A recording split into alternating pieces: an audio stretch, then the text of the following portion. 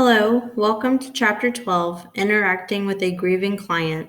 In this chapter, we will review the human-animal bond, differentiate between quality and quantity of life, and discuss the euthanasia process. We will go over the 5 stages of grief, discuss coping with loss with clients, pet memorials, and depression in pets. The human-animal bond is an emotional bond that forms between a human and an animal and is strengthened by the veterinary health care team. Each time the client visits, the bond is strengthened as the owner receives further education on how to help care for their pet. Being empathetic and encouraging the human-animal bond is vital for all team members. Some team members may have the experience of seeing a pet for its first visit and following its progress until its last visit. These team members will face grieving issues with long-term clients. Clients may come to the veterinary practice to euthanize an animal because they are unable to see their current veterinarian. Although these clients have not established a relationship with the staff, team members must remember the clients are grieving. Grief appears differently for everyone. Some clients may appear angry with the team when, in reality, this may be the way the client deals with pain of losing a best friend. If a pet is euthanized or dies in the hospital, clients may appear frustrated and accuse the hospital of not providing the best service possible. Euthanasia refers to an easy and painless death. Clients should be educated regarding the euthanasia process so that they can make well-educated decisions. Clients should be able to fully understand and differentiate between quality versus quantity of life for their pets. Quality of life being the enjoyable aspect. Can the pet still move around, eat and drink, have normal bowel movements, and urinate appropriately? Quantity of life is the time frame of the animal's life. At times, an owner will keep the animal alive for personal reasons or will wait for a specific moment to make the decision. A quality of life scale, like the one in box 12-1, can help clients with this difficult decision. Most clients have not experienced a euthanasia procedure and therefore do not know what to expect. If team members take the time to educate them before they get to the practice, they are a little more prepared for what a life-changing experience will happen. Explain where the euthanasia will take place, how the pet will be prepared, what paperwork is needed for consent, as well as what will happen to the pet after euthanasia. If a patient has died in the hospital and a client would like to visit the pet, every attempt should be made to make the animal as presentable as possible. All catheters and bandaging materials should be removed, and any blood, feces, or urine should be wiped away. The eyes can be glued shut for a more peaceful appearance. The rectal area can be placed in a waterproof sack in case the bowels are released, and the pet should be wrapped in a nice blanket. This will be a lasting memory for the owner. Practices do not want to leave negative impressions in the minds of clients. Many hospitals often provide private cremation, mass cremation, or burial services at a local pet cemetery.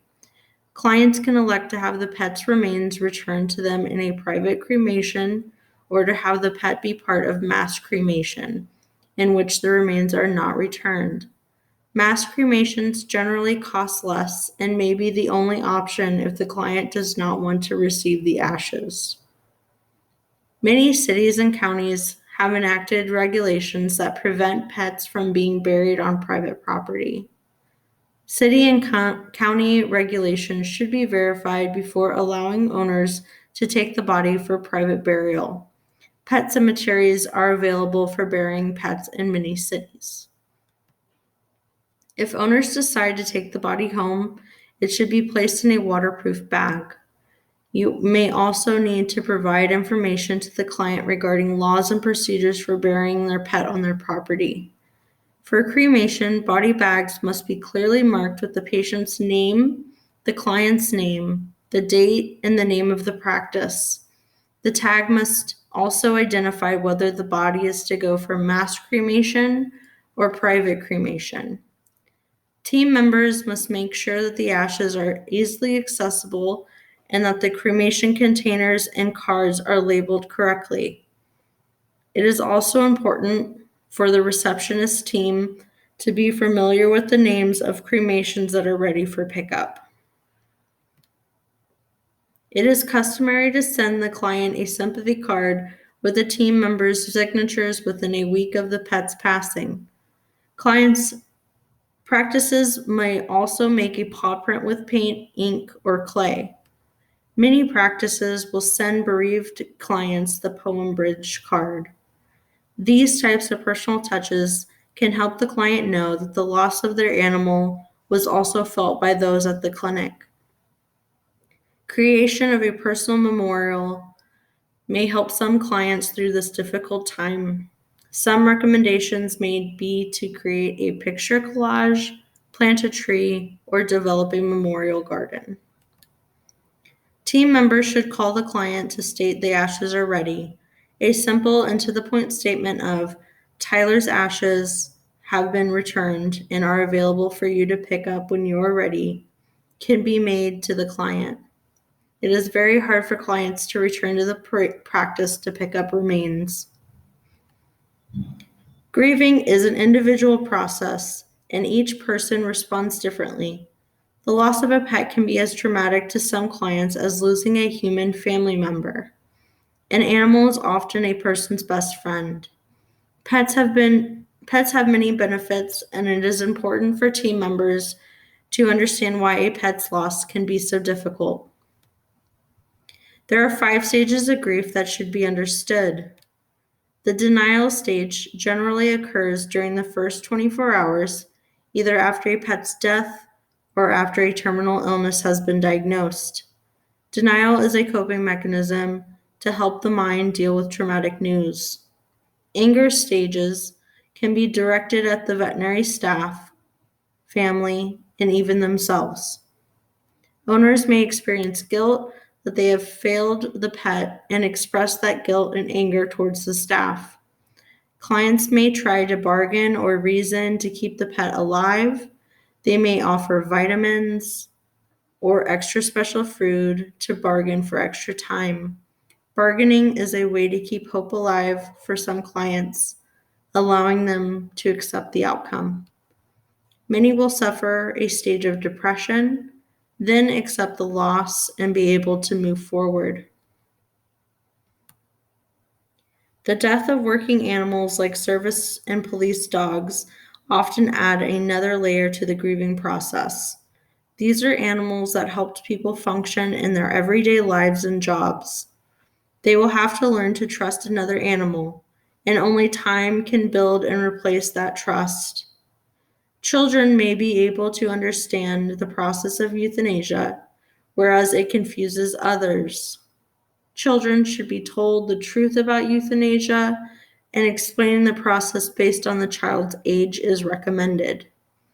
Words like put to sleep should be avoided, as many children associate this phrase with going to sleep at night.